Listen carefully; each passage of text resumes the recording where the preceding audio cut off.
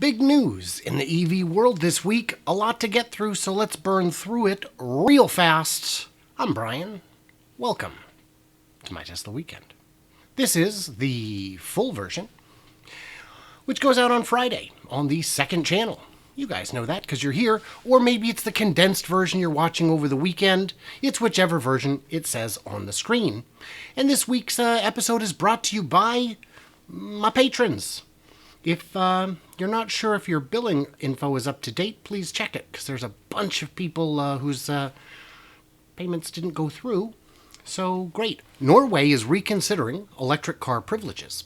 So Norway wanted to go real aggressive with EVs, and one good way to do that was to reduce taxes, to let them in the carpool lane, to give them all sorts of preferential treatment. But the problem is, everybody's got them now. The mission succeeded. Yeah, the mission succeeded. So what do you do then? Start backing off a little bit. I don't think this is a problem. Do you? Warren Buffett-backed electric car maker shrugs off China's lockdowns. Yeah, BYD is not exactly in Shanghai, where most of the shutdowns are taking place, so BYD had a very strong month, and BYD is growing like crazy. Although, I would point out that they're doing a lot of hybrids. And to me, a hybrid is not just half gas, half electric, but a half measure overall.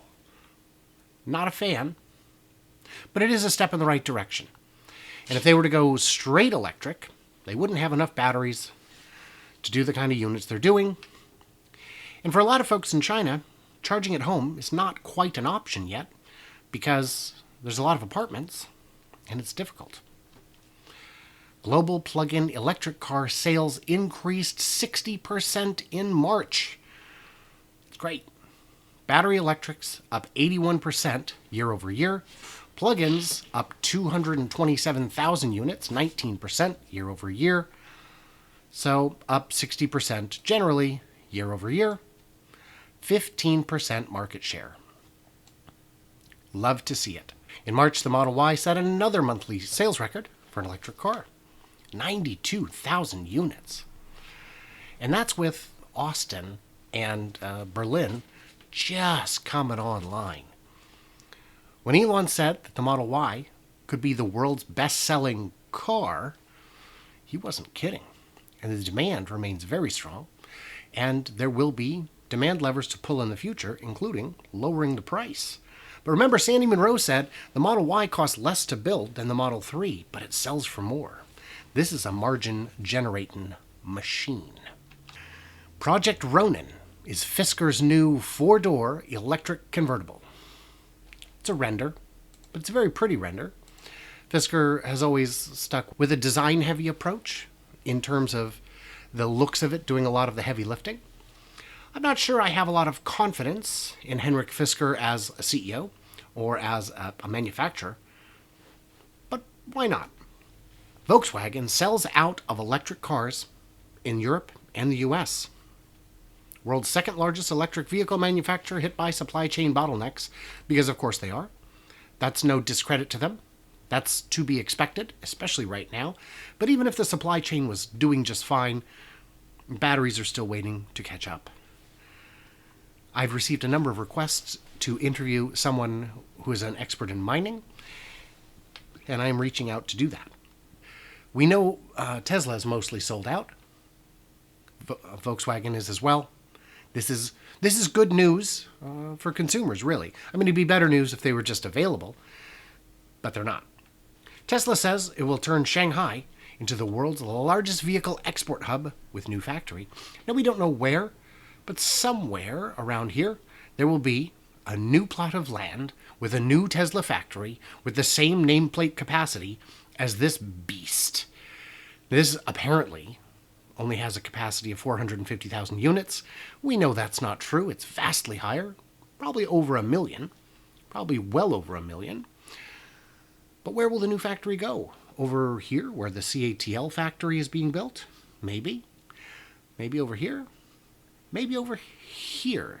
My speculation is I'd love to see this land in use for it, but we'll see. Kind of doesn't matter. The Moss Landing Mega Pack is up. Okay, so this is huge. This is 20 times bigger than the one that they just put in Alaska. This is not just very good for the grid. It's good for Tesla. And it's good for the utility because it will be a money printing machine. These are so much cheaper to operate than peaker plants. Gas peaker plants are expensive, and although they're very quick to come online, they're nowhere near as quick as this. The critical difference is that peaking plants actually generate power, while this just stores it, arbitrages it, buys it when it's cheap, puts it back on the grid when it's in higher demand, and the supply is limited. Auto sales dropped 17% in April. So Ford down 15%. I guess that'd be a 1 year change of down 10%. Lincoln down 11%. Honda and Acura down. Kind of everybody's down. Hyundai Genesis is up by 2,000 units. How can you keep a whole brand with such low production? It's very surprising to me. But Hyundai overall down. A lot of folks just plain down. The supply chain constraints are very real. Who Is This said, Tesla is about vertical integration. They won't spread out Shanghai. They'll go up. Well, that's what they did with everything after phase 1. But there's a limit to how far you can go up. And they're running out of land there. And it sounds like, from the Reuters article, that they have secured land, or at least permission to buy land, to move forward with the planning of an additional factory there. It said it will also build Models 3 and Y, but didn't specify if it would only build Models 3 and Y. Nikola reported first quarter 2022 results. Not much exciting, but it is good news. The Tray entered production. They've received more orders. Big deal if you've got trucks. If you can make trucks, you're going to sell trucks. They shipped 11 saleable production units, which is a bit misleading because they also had test vehicles out with Anheuser-Busch. And they've done their fundraising. That was critical. They were going to run out of money without fundraising. And the rate's a little high. It's 8% interest, or 11% if paid in actual stock. But 11% premium with just stock would be great because it's not cash. So it's happening. These trucks are very expensive, but if people are buying them, the price is right. The only question is, how long can they keep losing money? And for now, at least, the answer is longer. They can survive longer. So that's good. Get these trucks on the road. It's happening. Tesla adds swiveling screen to the yoke-equipped Model S. It just swivels. It just tilts a little side to side. Not very exciting. It is now confirmed, Tesla has confirmed that is a thing that they do. Damaged 22 Lucid Air Dream Edition pops up on Copart with a pretty significant amount of damage right here. Apparently this means it's totaled, which wouldn't surprise me. It's quite a bit of damage. Well, maybe not totaled, but it's here. They're not fixing it. You can fix it. You can buy it. And you can get it for the low, low price of, and I'm not even joking, full price. Should go for around $169,000 in its current state, which is the MSRP. But it's the first one. You're going to pay, if you want to get one in good shape, it's going to be 50 grand more than that. Yeah, I think the right shop could absolutely fix this for under 50 grand. Would you want to? I think this will be bought by another manufacturer for reverse engineering. I think Sandy would love to get this. I don't think he'd pay $169 though. Mustang Mach-E reached a new record in April. I've seen more and more of these on the road. Ford and Lincoln was down 10.5%, but Mach-E sales are up. They sold 3,800 in the month. You know, 2.5 days of Tesla production. But that's almost double a year ago. This is a fine trend, I suppose. Once they have the batteries, once the parts supply constraint is under control a little bit, they'll be able to get some margin out of these and do well. The big news to me was that the 4D Transit van sold 1,500, which is great. There was a comment I saw on, Twitter, someone saying, well, why don't they just make the Transit van as a passenger van? People would buy that. And the answer, as far as I can tell, is the range on the Transit van is like 100 miles, which can work for many last mile delivery services or around town, contractors. But for a customer planning to use it as a passenger vehicle, 100 miles is probably not going to do the trick. Shock. A used GMC Hummer just sold for $260,420. Nice. Is it a surprise? They're very hard to get your hands on. List is $112. Even that you're not going to get. The dealer markup is going to eat you alive on that. It's fun. It's interesting. It's based on how rare they are. That one in April with 800 miles sold for $275. And a second has been auctioned for nearly as much. Yeah. The 85-mile example went for $260. Interesting. Cars and Bids, Doug DeMuro's website. I like Doug. He's a very fun guy. Mary Barra, the leader in EVs. She led. It matters. We plan to be selling more EVs in this country than anyone else, including Tesla. Do you? Because I plan to be richer than Elon. But my plan is about as likely as hers.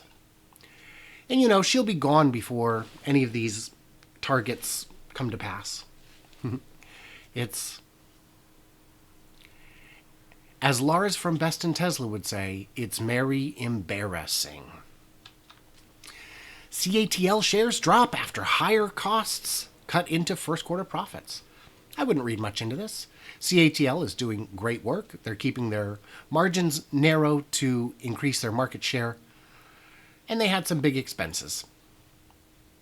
But it just goes to show not everything is golden all the time. If you don't see the hypocrisy, you are the hypocrisy. Open your eyes. So CNET had said Tesla's new steering yoke isn't retro, it's a safety risk, but then they said Lexus' new steering yoke is weird but kind of wonderful. So what's the difference? Is it some inherent bias they have against Tesla? My take is that no, they're different. This is just a yoke put onto a regular rack, while this is drive-by-wire. The key to a successful yoke is that you don't have to turn it hand over hand, but that you'll go no more than 180 degrees either way, and this maxes at 150, so you can drive it without taking both hands off the wheel, really. Whereas with the Tesla, you have to roll it and roll it and roll it. As a personal note, I do think the shape of this is cooler, but what a convoluted mess for production in terms of stitching and all that. That's a lot of different pieces of leather, but who cares? A couple $100 added at most to a car that's already quite expensive and quite premium. But again, the big difference is that you can actually drive it without having to focus on it.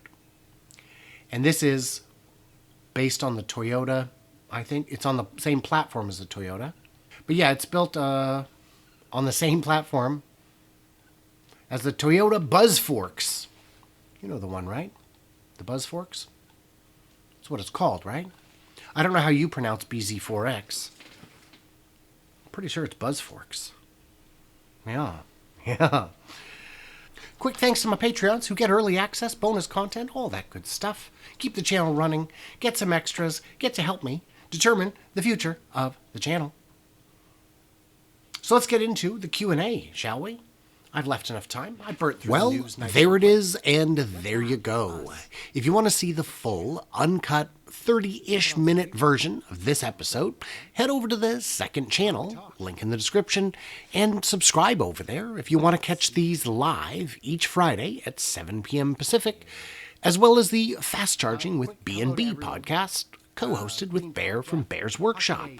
So, what did I miss or misunderstand? Tell me in the comments, and stay tuned, stay juicy, and I can't wait to hear from you clever robots on the other side.